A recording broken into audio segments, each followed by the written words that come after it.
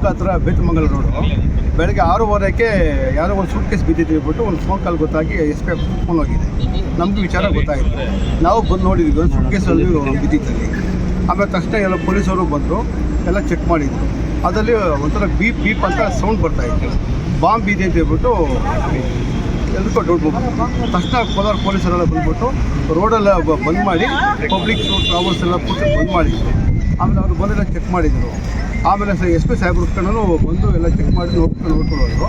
ಆಮೇಲೆ ಬೆಂಗಳೂರಿಂದ ಬಾಂಬ್ ಸ್ಕ್ವಾಡ್ಗಳೆಲ್ಲ ಬಂದುಬಿಟ್ಟು ಪ್ರತಿ ಒಂದು 4-5 ಸಲ ಮಹಾಜರು ಮಾಡಿದ್ರು. ಫಸ್ಟ್ ಒಂದು ಬೀಪ್ ಸೌಂಡ್ ಬರ್ತದೆ. ಆಮೇಲೆ ಸ್ಟೆಥೋಸ್ಕೋಪ್ ಹಾಕೊಂಡು ಆ ಸೌಂಡ್ ಬರ್ತಿದೆ ಏನಿದೆ ಚೆಕ್ ಮಾಡಿದರು. ಆಮೇಲೆ ವೆಯ್ಟ್ ಚೆಕ್ ಮಾಡಿದರು. ಆಮೇಲೆ ಅದು ಒಳಗಡೆ ಸ್ಕ್ಯಾನ್ ಮಾಡಿದ್ರು. ಅಲ್ಲಿ 2 ಸಲ ಬಂದು ಸ್ಕ್ಯಾನ್ ಮಾಡಿದಾಗ ಅಲ್ಲಿ ಆಗಲೇ ಗೊತ್ತಾಯ್ತು ಅಂಥದ್ದು ಏನೂ ಇಲ್ಲ ಅಂತ ಹೇಳಿ.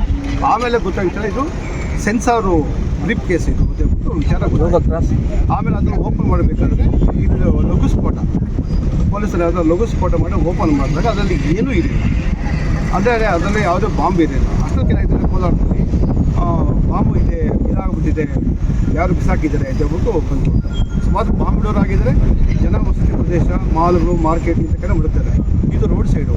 ಆಮೇಲೆ ಪೊಲೀಸರ ಪ್ರಕಾರ ಹೇಳೋ ಪ್ರಕಾರ ಮೋಸ್ಟ್ಲಿ ಯಾರೋ ಒಂದು ಕಾರಲ್ಲೋ ಯಾವುದೋ ಮನೆಯಲ್ಲೋ ಈ ಒಂದು ಬ್ರೀಫ್ ಕೇಸನ್ನು ಕಳ್ತನ ಮಾಡಿದ್ದಾರೆ. ಅದನ್ನು ಅವರು ಓಪನ್ ಮಾಡೋಕ್ಕೆ ಹೋಗಿದ್ದಾರೆ. ಅದು ಸೆನ್ಸಾರ್ ಇದೆ, ಅವ್ರ ಕೈಯಲ್ಲಿ ಆಗಿಲ್ಲ. ಅವರು ರೋಡ್ ಸೈಡು ಬಿಸಾಕ್ಬಿಟ್ಟು ಹೊರಟೋಗಿದ್ದಾರೆ. ಆವಾಗ ಇದು ಇಷ್ಟೆಲ್ಲ ಆತಂಕಕ್ಕೆ ಕಾರಣ ಆಯಿತು. ಕೊನೆಗೆ ಏನು ಗೊತ್ತಾಗಿದ್ದೇನೆಂದರೆ ಇದರಲ್ಲಿ ಯಾವುದೇ ಬಾಂಬ್ ಇಲ್ಲ, ಯಾವುದೇ ಆತಂಕ ಪಡಬೇಕಾಗಿಲ್ಲ ಅಂತ ಹೇಳ್ಬಿಟ್ಟು ನೋಡಿದ್ರಲ್ಲ ಇದೆಲ್ಲ ಕಾರ್ಯಾಚರಣೆ ನೋಡಿ ನಮಗೆ ಒಂದು ಪಬ್ಲಿಕ್ಕಿಗೆ ಫಸ್ಟ್ ಆತಂಕ ಆಯಿತು, ನಮಗೂ ಸೇರಿ ಆತಂಕ ಆಯಿತು. ಏನಪ್ಪ ಕೋಲಾರಲ್ಲಿ ಹಿಂಗಾಗಿದೆಯಲ್ಲ, ಬೆಂಗಳೂರಲ್ಲಿ ಬಾಂಬ್ ಸ್ಫೋಟ ಆಯಿತು, ಬೇರೆ ಕಡೆ ಬಾಂಬ್ ಸ್ಫೋಟ ಆಯಿತು, ನಮ್ಮಲ್ಲೂ ಹಿಂಗಾಗ್ಬಿಟ್ಟಿದೆಯಲ್ಲ ಅಂತ. ಆಮೇಲೆ ಗೊತ್ತಾಗಿ ಹುಸಿ ಅಂತ ಗೊತ್ತಾಯಿತು. ಅಂದರೆ ಎಲ್ಲೋ ಏನೋ ಕತ್ಕೊಂಡ್ಬಂದು ಬ್ರೀಫ್ ಕೇಸನ್ನು ತಂದು ಓಪನ್ ಮಾಡೋಕ್ಕಾಗ್ತಿಲ್ಲ, ಸೆನ್ಸಾರ್ ಇರೋದ್ರಿಂದ ಬಿಸಾಕಿ ಹೋಗಿದ್ದಾರೆ. ಬಟ್ ಪೊಲೀಸ್ ಕಾರ್ಯಾಚರಣೆ ಚೆನ್ನಾಗಿತ್ತು. ಪ್ರತಿಯೊಬ್ಬರು ರೋಡ್ ಅವಾಯ್ಡ್ ಮಾಡಿದರು, ಪಬ್ಲಿಕ್ನ ಅವಾಯ್ಡ್ ಮಾಡಿದರು, ಟ್ರಾಫಿಕ್ ಅವಾಯ್ಡ್ ಮಾಡಿದರು. ಪ್ರತಿಯೊಂದು bomb squad, Bengaluru specialist bomb squad ಬಂದ್ಬಿಟ್ಟು ಸೊ ಇದಕ್ಕೆ ಮೂಲ ಏನಾಗಿದೆ ಅಂದರೆ ಒಂದು 20-25 ಬ್ಯಾಕ್ ಕೋಲಾರದಲ್ಲಿ ಕಾರ್ ಸ್ಟ್ಯಾಂಡ್ ಹತ್ರ ಒಂದು ಚಿಕ್ಕದು ಒಂದು ಬ್ರೀಫ್ ಕೇಸ್ ಬಿಟ್ಟೋಗಿದೆ.